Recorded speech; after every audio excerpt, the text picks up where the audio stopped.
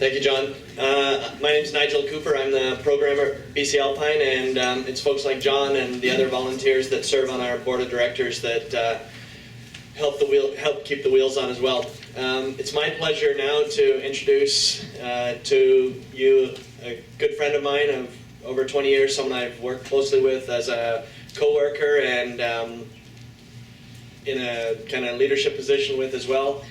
He is a ski racer at heart, and he's a new dad. He's a doctorate student at the Simon Fraser University in the area of kinesiology, and he'll tell you a little bit more about exactly what he's learning and studying and researching. He recently secretly got a large scholarship that you'll hear about in the next 3 to 5 years for 3 to 5 months for more research, and we're pretty proud to have one of our old friends from BC Alpine here, Ollie Blake, to tell us about the challenges in a youth system and the long-term athlete development system.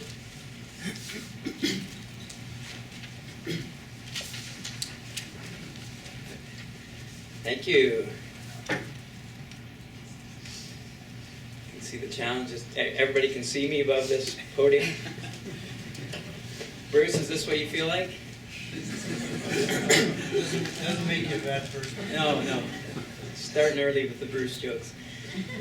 So as Nigel indicated, I'm currently a student at Simon Fraser University, and I'm working in the area of neuromuscular mechanics, which is basically a fancy way of saying how the muscles activate. We specifically look at sort of muscle structure and function and how it relates to everyday activities up to things like skiing, or we do work on skiing or cycling or sports as well. I'm here just to talk a little bit about some of the challenges in a youth system, which is what we're moving towards in terms of long-term athlete development, and specifically in terms of growth and maturation. In your booklets, you should all have one of these. And this just gives you an idea of the stages of development and how this draft copy of how BC Alpine is laying it out in terms of stages of development, the principles involved, some of the competitions and rankings, performance benchmarks, and initiatives that happen at each stage. Obviously, long-term athlete development it's a long thing. The 10,000 hour rule, I'm sure many of you have heard of. They did a study years ago looking at how long it takes to become an expert, and it looks like it's approximately 10,000 hours or approximately 10 years, and that goes for sport or music or whatever. Unfortunately, that means deliberate practice, which means that's why most of us are not on the World Cup. But that's structured, goal-oriented, it requires effort, and it's not always inherently enjoyable. You actually have to go and do some things that you might not always like to do. And it's really long-term development. It's not necessarily athletic. I think most of us would agree that it is far more than that. It's an increase in activity. It's a passion for activity in life and continuing through your life. And it's been shown that if kids grow up with an increase in activity and an increase in skill development, they'll continue doing activity throughout their life. And that talks to all the childhood obesity and the problems that we have as people grow older and they become more or less active. And that, again, talks to health problems in our society. So the key here is that it is long. It is not a short process. There are no shortcuts. This is something that your kids are on snow at the beginning when they're a very young age, and this goes 10 years after they actually commit to the sport, which may not be till sort of 13 or 14. Up to that point, they're still just having fun at learning how to ski and be with their friends, and then at some point they make that switch, and maybe 10 years after that they might reach their peak, so in their mid-20s.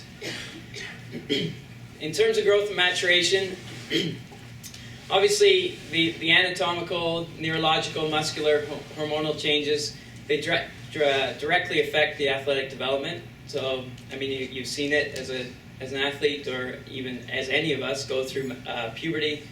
You grow, you get these neurological connections, you get better coordination, you develop muscles, hormonal changes, all these things, and they do affect athletic development. You get a bigger body, longer limbs, you increase muscle mass, neurological function, and this will help change the expenditure during movement, force production, power output generation, all these things that are key for a sport like skiing. Now what happens is in most sports is you get this divide between chronological age and maturation age. And realistically in most sports, I would say all sports, it's divided into chronological age, whether that's K1, K2, or U12, U14, U16. Unfortunately, that ignores the maturation of the athlete in the simple sense. The maturational age is more the development age, and this is a big thing for a sport like skiing that requires speed and power and muscular strength, in that you can reach puberty at a very different age from someone else the same chronological age.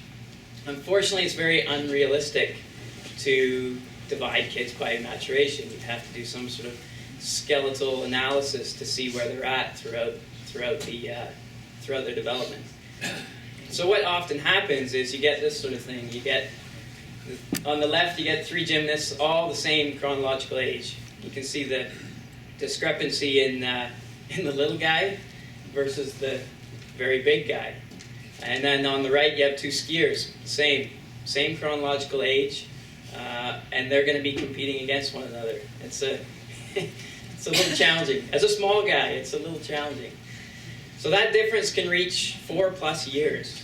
You can have 2 kids that are maturation-wise 11 and 15, but they're the same chronological age. Now, what happens is that this translates into what's known as relative age effects.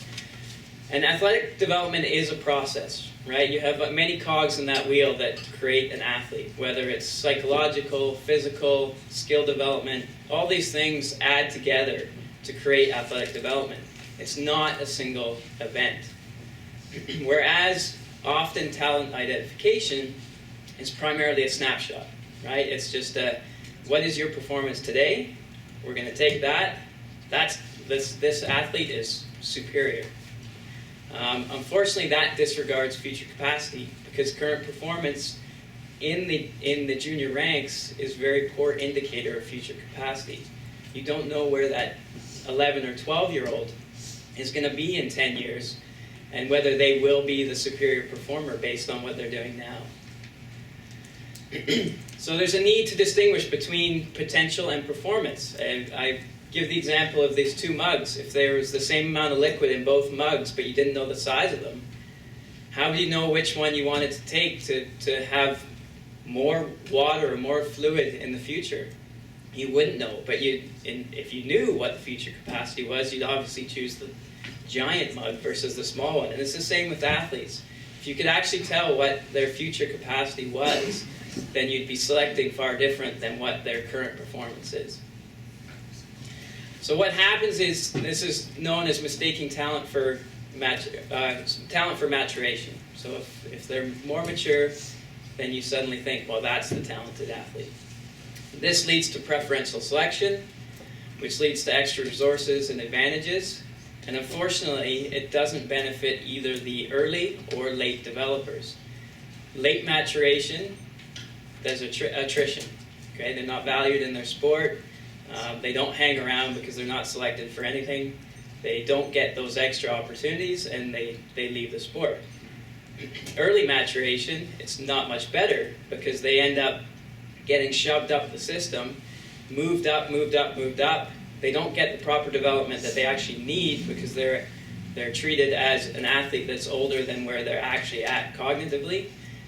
The poor development then, you'll suddenly see at 19, 20, it's carried them on to, say, a provincial team, but they've reached their ceiling, and their lack of development at an early age, then they drop out. end up with this large graveyard of athletes that could have had far better potential than they ended up with. And why I talk more about the late and early maturers is because these are the ones that really provide quite a bit of opportunity. The early maturers, obviously, if they get a good development process, they're the ones that could end up quite well, but they're also the ones that we need to talk about because they're the ones that you identify by a current performance. So they're the ones that in a current system or in a normal U-type system will be the ones that are shoved up the ranks. The late maturers, studies have shown that by 1920, if those early maturers stay in the sport, they actually end up being superior athletes. So it's this, you need to talk about both because they'll both be in your system as the advanced. So there's this there's this sort of trade-off, and you know, it's often discussed. There's a trade-off between retention and high performance. How can you keep all the kids in and actually have as many as you can reach a high performance level? And I'm not talking about watering down a program based on kids that maybe only show up once a week versus kids that show up 3 days a week. I'm more talking about the idea that, thank you, the idea that if more kids stay in, then more kids will end up at a high performance level if you keep them in based on commitment. Now, kids will stay in sport if they're challenged, if it's enjoyable, they get skill development, and they have a sense of achievement. These are the things that have been shown as big indicators of why kids stay in a sport. Now, I would argue that at a high performance level, you need to provide challenge, it needs to be enjoyable, there has to be skill development, and there has to be some achievement. These two things don't need to be a trade-off, especially at younger ages. As you get into the older ages, obviously past junior, 19, 20, 21, then these things come into play because maturation is winding up or done. So as I mentioned, late maturation, longer development, superior performance. Right? So if these kids get that longer development and they stay in the sport, they usually end up with a superior performance. If you don't mistake maturation for talent, then the early maturers, the ones that are pushed up to the system, will get that longer development as well. You keep the early maturers, average, and late maturers, you get both retention and you get high performance. So what's going on in terms of growth and maturation? Here's a graph, it just shows you on the vertical, you can see the size attained as a percentage of postnatal growth. So if we look at, say, the purple line, the neural development, you can see it goes up very steeply between the ages of 0 and 7 years old. So you get almost 95% of your neural development between 0 and 7 years old. Then you get a little bit more up to about 12, 13 until you hit that growth spurt. On the other side of the coin, your hormonal development is very much delayed. It doesn't actually kick in until that growth spurt, until you hit puberty. And that's when you get your increase in height, your increase in size, your increase in muscle mass. So what we talk about is windows of enhanced opportunity, windows of physical opportunity. These are a little bit misleading in that it's not really a window. It doesn't open and close. You can develop a lot of the physical skills throughout your life, but there are opportunities available to develop these things to a greater extent if you utilize these windows. And these windows basically go with this neural hormonal development. So if we look at this is a graph showing height change in centimeters on the vertical across the ages. And you can see the red line basically shows that at birth, right, you're growing rapidly. But it's decreasing, decreasing, decreasing, decreasing. That spike you see would be your growth spurt or hitting puberty. And you get this accelerated growth. And these, what I've overlaid here is the U system. so the U categories, as well as windows of opportunity to develop things like motor coordination, speed, aerobic, strength. And these are sort of areas that they've highlighted based on how you grow, that you get this accelerated opportunity. Now this is, the red line I've shown here is for an average male. An average female would be advanced of this, so they would reach this peak roughly about a year and a half earlier. But what I can overlay here is how it would look if you were an early or late mature. And obviously, if you're an early mature, you might hit your growth spurt within the U14, if you're a male. If you're a female, for sure in the U14. But you may also reach it at the end of U18. So there's a huge range of development curves that can happen in this situation. And this is what happens here. As I showed you before, you get these massive kids versus really small kids. So if we look at just, I'll just briefly go through each of these things. They're not, I don't want to dwell on them too much because the details of this aren't the main meat and potatoes. That's a whole nother talk. But one of the main ones I want to focus on is motor coordination, because this really is key to this talk. Is between 0 and 7 you get that neural development, and you get almost 95% of it. 0 and 12 you get pretty much most of your neural development. And this is basically speaks to the enhanced motor unit recruitment, which is basically a fancy way of saying muscular control, or motor skill performance. And you can see it in kids as they grow. They learn to grab, they learn to roll over, they learn to stand up, they learn to walk, they learn to talk, they learn all these motor skills. And up to 7, and even up to 12, they learn a lot of skills, and they can learn them very fast.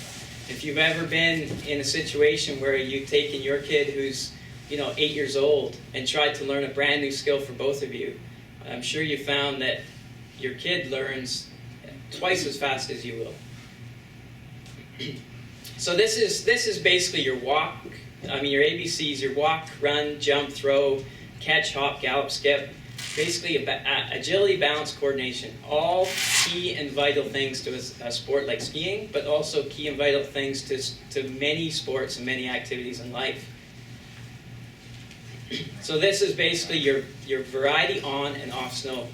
And this speaks to, in your 0 to 12 years, this is being involved in as many different activities as possible, learning as many different things as you can, being on snow, skiing in as many different variety of snow conditions and terrain and everything else that you can to get these neural connections later in life.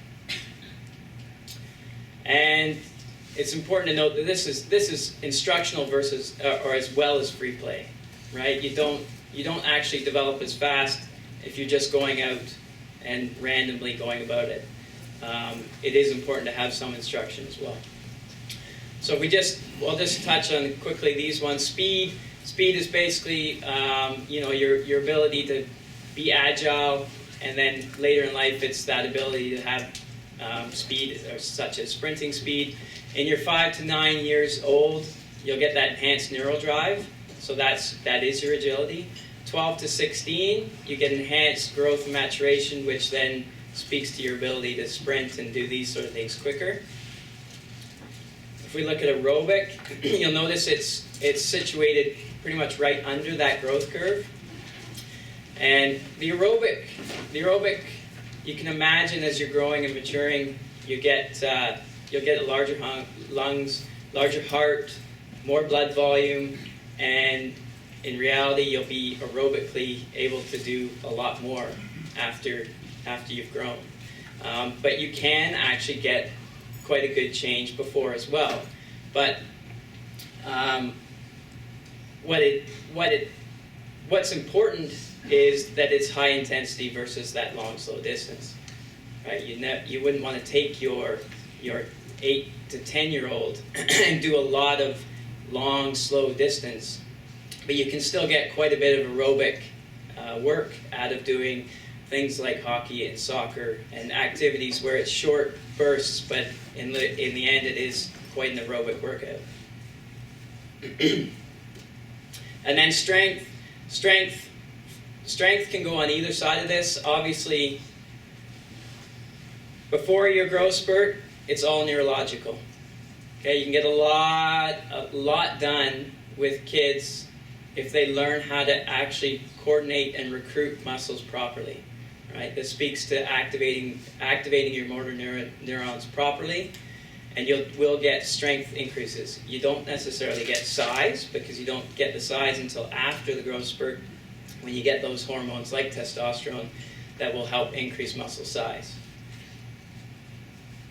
So the challenge for BC, as I see it, is that you need to create a system that adheres to the growth and development of the participants. Right? This needs to be a system that's a top-down, so that the provincial organization within your zones, you're creating a system for kids that doesn't necessarily pre-select them based on maturation. It allows for the development of all the kids. If they're willing to be committed to the sport and they're willing to come out, then they get the opportunity. So this sort of speaks to the idea that you're moving away from keeping a ranking and an ongoing ranking of a U12, because it won't speak to anything that they will do in the future, except that you'll keep them in the sport longer, and they may be underdeveloped by the time they reach their peak.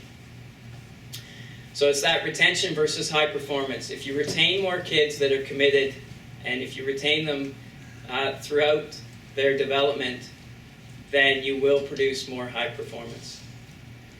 So essentially this means providing opportunity for every kid that wants to be committed to the sport at that age, providing challenge, providing it's an enjoyable environment, they get their skill development, they have a sense of achievement, but it also has to be competitive. And this is one of the big challenges, is that you have to provide an environment where kids can learn how to be competitive. It is a bit of a learning process to get that cognitive ability to be able to enjoy competition, to be able to deal with the consequences of competition. But on the same token, you have to provide a competitive environment that isn't based on achieving a ranking for a future date. It has to be competition for the sense of competition. So this is avoiding mistaking maturation for talent, and all within this chronological U system. Thank you.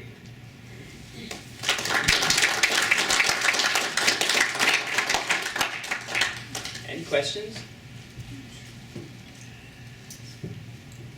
Yeah, I have a question. Ollie, then, does that point to the wisdom of, let's say, in BC Alpine's case, of not wanting to pick athletes too early in their chronological age? You spoke about a top-down approach. Yeah, because basically what happens is if the provincial sporting organization, if BC Alpine decides that they're going to have, a U12 high-performance ski camp, and they're going to say, here's the 2 races that we're going to select those kids from, and those kids will then get extra summer camps, they'll get extra dry land here, they'll get this, then all that happens is the kids in that system and the coaches in that system will work towards that. And you'll only get the kids that have developed early. Because, you may have a kid that's already developed with mediocre skills, but they'll still be winning. And then they'll be underdeveloped, and then the kids that aren't developed will drop out. So it's kind of a lose-lose. Does that answer your question? Yeah. But again, that's only if you choose off a strictly like a time-based setup. If you Yeah. get something with a skills environment in combination with racing, then it's still beneficial at a younger age to start providing these kids. Exactly. So it is definitely a very complicated, but if you can actually identify talent and future capacity based on other parameters that aren't motivated by maturation, then you'll be better off. But it is tricky, and there's many there's many groups trying to figure out how to do that. Yeah, I agree. What you're telling us too is that you have to be careful between challenge and enjoyment and fair play, because if you get too involved in making it fair for everyone, then those that are ready for challenge, they need to move up. So in an entry-level program where you have 8, 9, 10, 11-year-olds, you need to supply the challenge for the motivated ones, and not even physical maturation so much as that they're ready mentally for challenge, for the competitiveness that you were talking about. And we have to be careful not to say, well, we got to make it fair for everyone, so all these kids lumped in this group, they need this much attention, and we can't give any of these guys more attention because, well, that's not fair for these ones coming up, and they're gonna get disappointed. So there's a real challenge there to not to get caught into that. Is we need to challenge the ones that are motivated and are interested, and plus physically they're ready too. But even at the 8, 9, 10-year-olds, we don't see a whole bunch of huge maturation difference right now. But what I'm saying is I'm interested to hear what you have to say about the challenge, and as well as the competitive spirit. I mean, so I'm there to create a passion. So that's not a problem. But what I get is I get a bit of a problem when I hear people say, well, you got to make it fair for everybody. So you're giving these interested ones and skilled ones more attention. Well, not really, but you need to challenge them as well as these guys, and they'll come up. And I really agree with your system of let's take it slow and develop. Let them develop as they want. Some guys, some 8-year-olds are ready to take more of a challenge. Others, they're still playing trucks in the dirt. You know what I mean? Mm-hmm. So I really find it interesting what you're saying, and we have to grasp that from Bruce's level right down, so that we can have a mandate from Bruce to say, this is what we're going to do at the entry level, and don't get upset if your little Johnny isn't ready yet. I mean, he'll be fine, but don't get angry at the coaches for paying more attention to the, and I'm still talking pre-maturation, under 10, under 12. But even under 14 is still, yeah, for males anyway. Right. For females, not so much, but yeah. Well, for us, we under 12, we find the girls are always bigger and stronger anyway. Yeah. But maybe not as mentally full of desire for competitiveness. Yeah. I just had one more thing. I think I worked at a U.S. Ski Academy for a handful of years, and we started to go towards the approach of everyone gets a medal philosophy, and I think that has drastic repercussions as well. We're in an environment where we're trying to get the cream to rise to the top, and no matter what it is, sport, business, relationships, schooling, that's unrealistic. I think if we provide a pathway that encourages people to give it their all. I tell our guys every day, the end result is not what matters. The journey, the effort, it's all about the effort. The guy who puts the most in is the guy who wins, and I don't care what the result sheet says, but like Roger Carey, this guy we had this year, he put the most in every single day, and he truly was the winner on our team. And I think we have to be very careful, especially at a young age. Oh, you're a participant, you get a medal, you get a medal, you get a medal. What are we trying to encourage here? So Yeah, I know that, and that's a good point. And that's I'm trying to iterate that I'm talking about, the kids that are equally committed. So if you have kids that are committed and other kids that are committed, but one kid is maturing earlier, then, you know, if both are working at the same work ethic and both are committed and both have said to you, yeah, I want to be here, this is exciting, then you shouldn't be selecting based on the fact that one kid's bigger. That's all. But it's as long as that commitment level's there. Yeah. Ollie, your presentation is so on, in my view, very much when you think about the mistake that I know we've all made at the club level and at the provincial level, where we have mistaken talent for maturation or maturation for talent or whatever, and that creates all kinds of financial, you start picking your horses, you start spending money, and the athlete, you know, for whatever reason doesn't work or, you know, chooses other directions. And in a perfect world, we could get some sense of a model that would provide us the opportunity to achieve what Grant's saying, and as well as achieve some of the wisdom that Brandon's saying, that can allow us to kind of have our cake and eat it too, in programs that keep athletes involved and keep retention levels very high, because then we have an opportunity to see the cream that rises to the surface and take advantage of that cream and bring it into higher level, more challenging programs that invite the athlete to achieve his best, and see the ones below having a vision for what could be from their point of view as well. And that's really the greatest challenge that all of the clubs have, I know, in the province, and I know at the provincial level and national, it has the same thing. So it's not an easy task to accomplish, but in a perfect world, we need to try and work sort of towards some kind of model that can be a guideline in almost like the 20,000-foot level that clubs and organizations can all go by. Because it's not, you know, everybody's going to be different. You can't put it into black and white terms, but you need some guidelines, do you not? Yeah, and it's, I mean, everything you said is what I feel anyway. And it has to start from that top. I mean, as soon as Alpine Canada starts selecting 16-year-olds, then BC Alpine has to start selecting 15-year-olds, and then it's just a slippery slope, right? Oh, you mentioned something about, not today, but yesterday or the day before, about some kids just don't have the wiring for, I don't know if it had to do with your talent conversation you talked about.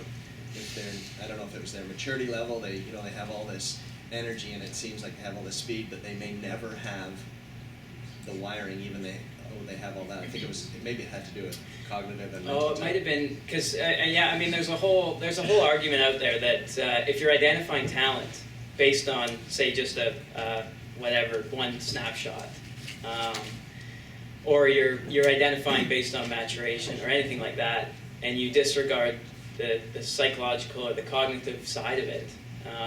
There's a whole argument that if you have an athlete that mentally can't rise up to the occasion or isn't committed to the sport or any of these type of things, it can be argued, well, are they actually talented? Do you include that in your talent identification?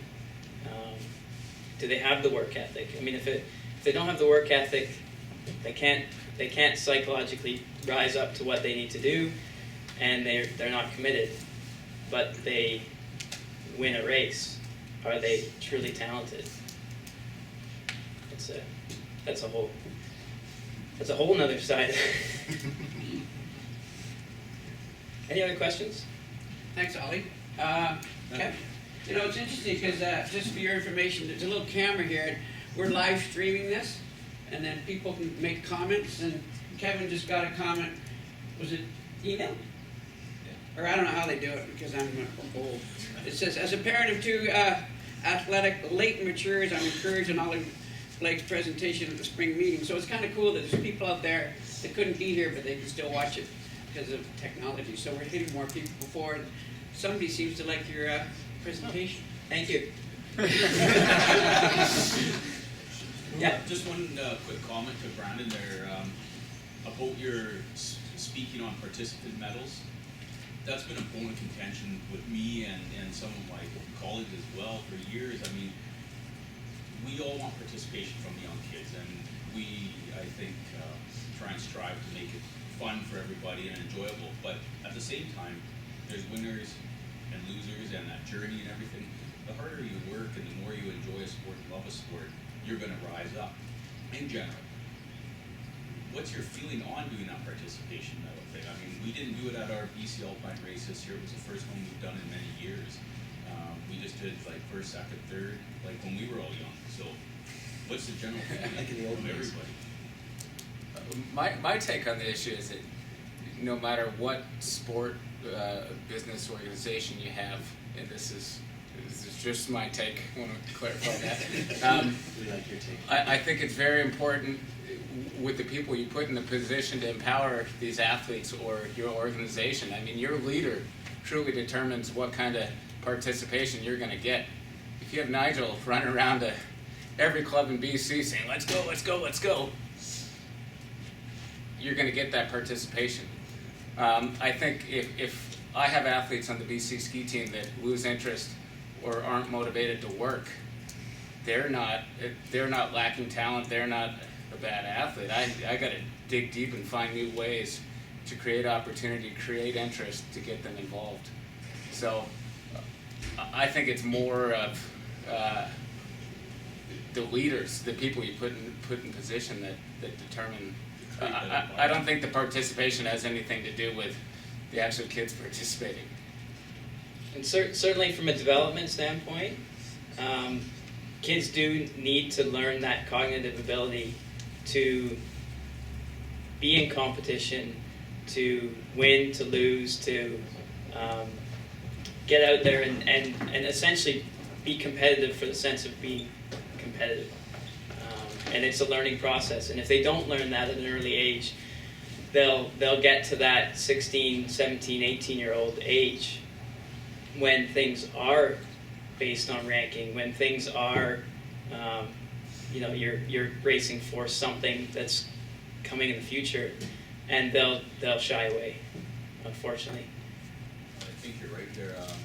Kids need to know how to learn to lose and to learn how to win at a young age. That's my personal feeling. One of my 5-year-old twins, she got a participation medal, I think it was in Kamloops she went to, and her twin sister won a second in the moguls. She tells her mom, hey, where's my medal for not winning? So at 5 years old, they already know the difference between winning and losing. So, That's just the opposite of what you wanted them to learn. So, I'm not for the participation medals myself, but I'm just curious what everybody else that's been around for a longer time in the sport, what they think of it. I got some comments there. I think there needs to be transition. I think I've seen a lot of kids where having that medal around their neck as a participation medal, it kind of made their year, right? I've seen kids in our program where that was really the highlight of the year. There was a single race. We did lots of races where there weren't any medals. We acknowledged maybe the kids who won didn't have any medals. Maybe people got a candy bag. I don't know. But the one race of the year where we did put out medals was the highlight of the year for those kids, right? And they were all proud and happy to have a medal around it. Is it essential? No. Did Austrians do it? Yes. Do the kids who win get more than the medal in Austria? Yes, they get a little trophy. Can they differentiate? I don't know. That's just my experience. I've seen it in Austria, I've seen it here. So, we're not alone in giving out medals to everybody. The Austrians are doing that in the town that we lived in Austria. So, I think there needs to be progression. It's nothing's right or wrong. Yeah, I agree with Stu. You can't generalize. There's children, and then these children become adolescents. There's a huge difference between getting a participation medal for a 7-year-old and a K1 or a K2. Like, there's massive changes. And, getting a piece of licorice in the finish area for a Nancy Greener can be the best day of their life. Whereas when you do that to Roger Thompson at the bottom of the time trial, here's your licorice, right? Like, obviously there's a difference. And the participation thing, that's different. There's, awards going deep, to 5 deep, to 10 deep, to beyond. That's one thing. And then there's a participation medal that can be, you've earned this for working hard the whole day. Everybody has. And I haven't seen any negative when we've had entry-level races where they all get a medal. Yeah, and this is your challenge, is to provide a competitive environment that kids enjoy being at and being in that environment. So We wouldn't put a medal around the neck of K2s at every K2 at the K2 provincials because it's not suitable. No, U16. So, I'm talking in the past, that's what I'm saying, K2. But, because it wasn't suitable, it was obvious. I just have For children, it's different. one last comment on this. I'm a big fan of John Wooden. He's a legendary basketball coach at UCLA. And one of his mottos was when he came in the locker room after the game, he shouldn't be able to tell by the expression or the actions of his athletes whether they won or lost. And we try to do the same on our team. You know, it's great if you have a good day, but we got to prepare, we got to work, because one day doesn't determine your worth as a ski racer or a human being. And so it's kind of how we approach it. You're dealing with, what, youngest kids 16 to 21, right? I think it's a much different approach when you're dealing with 5, 6, 7, 8, 9, 10-year-olds. No, I understand that. Yeah. No. done, How and, you reward and I think that's the point about the cognitive part that Ollie speaks of, though. and you're certainly, from 7, 8 years old to 12-year-old, there's quite a change in the cognitive ability. So you're definitely on the right track in terms of what you're thinking. Yeah. Ollie, thank you. Thank you. Well, I'm gonna